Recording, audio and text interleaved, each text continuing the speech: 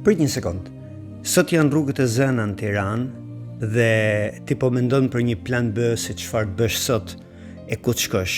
Të lutem, a qëndrojmë pak te plani A bashk? Bibla na tregon tek Marku kapitulli 2, duke filluar nga vargu 3 deri te vargu 5, që 4 shok kishin mikun e tyre të paralizuar dhe donin ta çonin te Krishti. Rrugët ishin të zëna, njerëzit e kishin rrethuar shtëpinë ku qëndron te Krishti dhe ishte e pamundur që ata të hynin brenda. Por ata kishin vendosur në zemër që do e takonin Krishtin, do e çonin mikun e tyre atje. Ndaj ata hypen mbi çati, hapen çatin dhe e ulen me litar, dhe kur Krishti pa besimin e tyre, tha: "Ngreu birim, besimi të shëroj." Ndaj, të lutem, mos gjesh shkak sot duke thënë rrugët janë të bllokuara.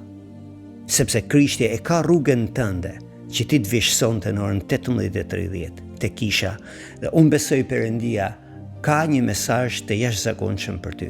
Deri sonte 18:30 biri i Perëndis, unë të paqja e Krishtit qoftë me ty. Mirupafshim sonte.